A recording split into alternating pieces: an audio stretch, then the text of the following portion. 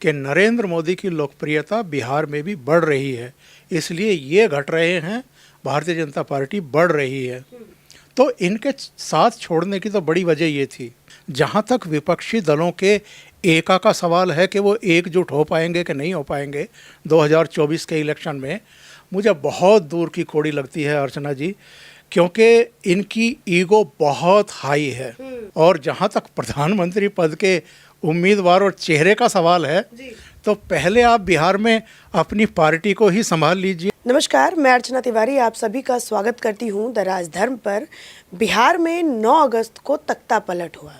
बिहार में मुख्यमंत्री वही रहे, लेकिन गठबंधन दूसरा हो गया। अगर मैं ये बात कहूं कि राजनीति में विचारधारा और राजनीति में परमानेंट दोस्त और परमानेंट दुश्मन ऐसी कोई चीज़ नहीं होती है। राजनीतिक फ़ायदा उठाने के लिए, कुर्सी पे बने रहने के लिए कोई भी राजनेता या फिर कोई भी पार्टी किसी के साथ भी गठबंधन अपने मूल्यों को और अपने सिद्धांत को तार पे रख के कर सकती है। ये बात हमें बिहार से बिल्कुल कंठस्थ हो गई है। और भी जगह पे ऐसी पार्टियों ने, या फिर आप ये कहिए खुद बीजेपी ने भी ऐसी जगहों पे गठबंधन किया है। तो हम एक तरफ की बात नहीं करेंगे, हम दोनों तरफ की बात करते हैं। इन सब मुद्दों पे आज हमारे साथ बात करने के लिए वरिष्ठ पत्रकार ओमकार चौधरी जी जुड़े हैं। आज उनसे हम ये बात समझेंगे कि सर 2024 में प्रोजेक्ट किया जा रहा है, खुद जेडीयू के तरफ से ललन सिंह को आगे करके ये बात कही जा रही है कि नीतीश कुमार 24 में होने वाला लोकसभा चुनाव के होने वाले प्रधानमंत्री बन सकते हैं। तो इसमें कितनी सच्चाई है सर? क्योंकि आपने एक लंबा समय जर्नलिज्म को दिया, पत्रकारिता के क्षेत्र में दिया, तो क्या आपको ऐसा लगता है कि 2024 में विपक्ष जो है वो अटल बिहारी वाजपेयी का, अगर समय में याद करूं, तो उस जैसा गोलाबंद हो सकता है? क्या विपक्ष वैसी भूमिका निभा सकता है? क्या 2024 में नरेंद्र मोदी को हराना मुमकिन है कि नहीं है? चलिए आइए बातचीत की शुरुआत करते हैं ओमकार चौधरी जी से, जो कि पत्रकारिता की जगत में, अगर मैं पूछूं सर आपसे, कितना साल आपने दिया है? करीब 4 दशक। 4 दशक मतलब 40 साल इन्होंने अपना पत्रकारिता में दिया है। तो आइए चलिए बातचीत की शुरुआत करते हैं। सर आपका बहुत बहुत स्वागत हमारे चैनल पर। सबसे पहले मैं सर ये सवाल पूछूंगी, नीतीश जी की पार्टी की तरफ से मैं एक इंटरव्यू उनका सुन रही थी एक चैनल पे, तो जब रिपोर्टर उनसे बाइट ले रहा था, तो उन्हीं की पार्टी की एक फीमेल कार्यकर्ता, महिला कार्यकर्ता, ये एक आवाज़ लगाती है कि 2024 के इलेक्शन के बाद प्रधानमंत्री कैसा हो, देश का अगला प्रधानमंत्री कैसा हो, तो नीतीश कुमार जैसा हो। क्या कहिएगा? देखिए, बहुत सारे चेहरे हैं, अकेले नीतीश की बात नहीं है। हमें पहले ये देखना पड़ेगा अर्चना जी कि कौन कौन से चेहरे हैं जो 2024 के लिए तैयारी कर रहे हैं, या जिनको लगता है कि वो प्रधानमंत्री पद के फेस हो सकते हैं विपक्ष की तरफ से। पहली बात तो ये है कि जो ऑलरेडी क्यू में सबसे आगे हैं, यानी 2014 में भी 2019 में भी अपने को जिन्होंने प्रोजेक्ट किया था नरेंद्र मोदी के खिलाफ विकल्प के तौर पर, राहुल गांधी, क्या राहुल गांधी रेस से बाहर हो गए हैं? क्योंकि जो कांग्रेस है वो ही अभी भी अखिल भारतीय स्तर पर भारतीय जनता पार्टी के बाद ऐसी प्रमुख दल है, पार्टी है, जिसका हर जगह संगठन भी है, कार्यकर्ता भी है। ये अलग बात है कि बहुत सारे राज्यों में उसको डिफीट मिली है, लेकिन अभी भी वही ऐसी पार्टी है जिसके 2 मुख्यमंत्री हैं। आम आदमी पार्टी के भी 2 मुख्यमंत्री हैं, पंजाब में और दिल्ली में, लेकिन आम आदमी पार्टी अभी भी अखिल भारतीय स्तर पर ना सांगठनिक तौर पर और ना ही अनुभव के तौर पर उतना एक्सेप्टेबल है जितना कि कांग्रेस है। दूसरी बात यह है कि अकेले नीतीश बाबू नहीं हैं, ममता बनर्जी। सौगत राय ने अभी एक टेलीविज़न चैनल को बातचीत करते हुए कहा कि ममता जी भी हो सकती हैं। और ममता बनर्जी तो इससे पहले हमने देखा है कि दिल्ली की दौड़ करते हुए, मुंबई की दौड़ करते हुए, और मुंबई में जब पत्रकारों ने उनसे पूछ लिया था कि कांग्रेस के बारे में, यूपीए के बारे में, तो उन्होंने कहा कि कहाँ है यूपीए, या कांग्रेस का जो नेतृत्व है वो आधे समय तो विदेशों में ही रहता है, तो लोगों की अपेक्षा अब हमसे है। तृणमूल कांग्रेस से है। जी तो दो चेहरे तो ये हो गए, जी एक नीतीश बाबू हो गए, एक आपकी ममता बनर्जी हो गई। तीसरा चेहरा महाराष्ट्र से शरद पवार है। शरद पवार भले ही मतलब खुद से ना कह रहे हों, लेकिन जब तक महाराष्ट्र में उद्धव ठाकरे की सरकार थी और एनडीए गठबंधन दौड़ में था, तब तो संजय राउत से लेकर के और उनकी अपनी पार्टी के बहुत सारे नेता इस बात को आगे बढ़ाते थे कि शरद बाबू इतने अनुभवी हैं, उनका 5 दशक का राजनीति का अनुभव है, महाराष्ट्र का जो मीडिया है वो भी उनको चाणक्य बताता रहा है, तो वो भी प्रधानमंत्री पद के उम्मीदवार हो सकते हैं। तो मेरा आशय ये है कि पहले विपक्ष ज़रा ये तो तय कर ले कि इनमें नेता कौन होगा। नीतीश बाबू होंगे, अरविंद केजरीवाल होंगे, ममता बनर्जी होंगी, शरद पवार होंगे या राहुल गांधी होंगे। और अगर हम थोड़ा और डिटेल बात करें, चलिए ममता बनर्जी तीसरी बार मुख्यमंत्री बनी है और नरेंद्र मोदी भी तीसरी बार मुख्यमंत्री बने थे गुजरात में, जब उनको यहाँ प्रधानमंत्री के चेहरे के तौर पर प्रोजेक्ट किया गया था। तो मान लेते हैं कि ममता बनर्जी का दावा बनता है, लेकिन ममता बनर्जी को क्या पश्चिम बंगाल से बाहर कोई उस तरह की स्वीकार्यता मिलेगी जैसी 2013-14 में नरेंद्र मोदी के लिए पूरे देश में एक आंधी दिखाई दे रही थी और एक स्वीकार्यता, एक लोकप्रियता का आलम दिखाई दे रहा था। नंबर 2, अगर हम नीतीश बाबू पर आएँ तो पिछले 3 विधानसभा चुनाव के ज़रा नतीजे ही उठा करके देख लीजिए, और ज़्यादा कुछ कहने की ज़रूरत ही नहीं है। अब से 2 विधानसभा चुनाव पहले यानी 2009 में जनता दल यू को बिहार में मिली थी 115 सीटें। जब ये नरेंद्र मोदी को भारतीय जनता पार्टी और एनडीए ने प्रधानमंत्री पद का उम्मीदवार घोषित किया और ये बिदक करके चले गए, महागठबंधन बनाया लालू और कांग्रेस के साथ में, तो 2015 में जो चुनाव हुआ उसमें लालू की पार्टी को तो मिली 80 सीटें और नीतीश बाबू की पार्टी को मिली 71 सीटें, कांग्रेस को 27 सीटें मिली थी। तब भारतीय जनता पार्टी की भी सीटें घटी थी, 91 से घट करके 53 पर आ गई थी। लेकिन उसका अगला चुनाव 2020 का चुनाव, जो इनको 2015 में 71 सीटें मिली थी, वो भी घट करके आ गई 43 सीटों पर। यानी पिछले 3 चुनाव में लगातार नीतीश बाबू की पार्टी का जो जनाधार है वो खिसक रहा है, इनकी लोकप्रियता बिहार में ही घट रही है और इनको ये आशंका थी कि अगर मैं भारतीय जनता पार्टी के ही साथ रहा तो ये 43 भी अगले चुनाव में नहीं रहेंगी। और नरेंद्र मोदी की लोकप्रियता के वजह से 2014 के लोकसभा चुनाव में जिन नीतीश बाबू की पार्टी को केवल 2 सीटें मिली थी, वो 2019 के लोकसभा इलेक्शन में बढ़ कर के हो गई थी 16। तो इनको बहुत अच्छे तरीके से पता है कि नरेंद्र मोदी की लोकप्रियता बिहार में भी बढ़ रही है, इसलिए ये घट रहे हैं, भारतीय जनता पार्टी बढ़ रही है। तो इनके साथ छोड़ने की तो बड़ी वजह ये थी। और जहाँ तक प्रधानमंत्री पद के उम्मीदवार और चेहरे का सवाल है, तो पहले आप बिहार में अपनी पार्टी को ही संभाल लीजिए, फिर उसके बाद जो है आप केंद्र की सत्ता की तरफ। ठीक है सर, अब जो है मैं उस टॉपिक पे बात करती हूँ जो ललन सिंह जी, जिनका अभी बताया जा रहा है कि ये जेडीयू के फेस हैं। अभी ऐसा लग रहा है कि कैमरे के मतलब पार्टी की तरफ से ललन सिंह को आगे प्रोजेक्ट कर दिया गया है कि जाइए और आप सारी बातें बोलिए, चूंकि मैं नहीं बोल सकता अपनी तरफ से, तो आप जाके सारी बातें बोलिए। ललन सिंह ये बोलते हुए नजर आते हैं कि हमें सिर्फ 40 सीटों पे वार करना है, बिहार, झारखंड और बंगाल, इन तीनों पे अगर हमने 40 सीट भाजपा से खींच लिया तो वो हार सकती है, सत्ता में वो लौट ही नहीं सकती 24 पे। क्या कहिएगा सर? देखिए, मुझे लगता है कि जेडीयू को एक शिवसेना का संजय राउत मिल गया है। अच्छा। संजय राउत किस किस तरह की बातें किया करते थे? संजय राउत कहते थे कि उद्धव ठाकरे में प्रधानमंत्री बनने की एबिलिटी है, जो उद्धव ठाकरे पूरे महाराष्ट्र के भी नहीं हैं।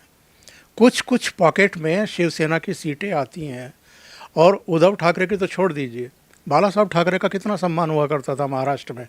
बाला साहब ठाकरे के समय भी शिवसेना कभी पूरे महाराष्ट्र की पार्टी नहीं रही। तो ये किस बेस पर जब सत्ता हाथ में आती है तो ये गलतफहमी के शिकार हो जाते हैं, बड़बोलापन दिखाते हैं, शेखी खोरी आ जाती है इनके बयानों में। क्या पूरा पश्चिम बंगाल ममता बनर्जी के कहने पर 2024 में वोट करने वाला है? या पूरा झारखंड जो है वो हेमंत सोरेन या राहुल गांधी के कहने पर वोट करने वाला है कि किसको वोट करना है और किसको वोट नहीं करना है? क्या पूरे बिहार की ठेकेदारी ललन सिंह ने और नीतीश कुमार ने और लालू की पार्टी ने ले ली है कि वो डिसाइड करेंगे कि मतदाता किसको वोट करें और किसको वोट नहीं करें?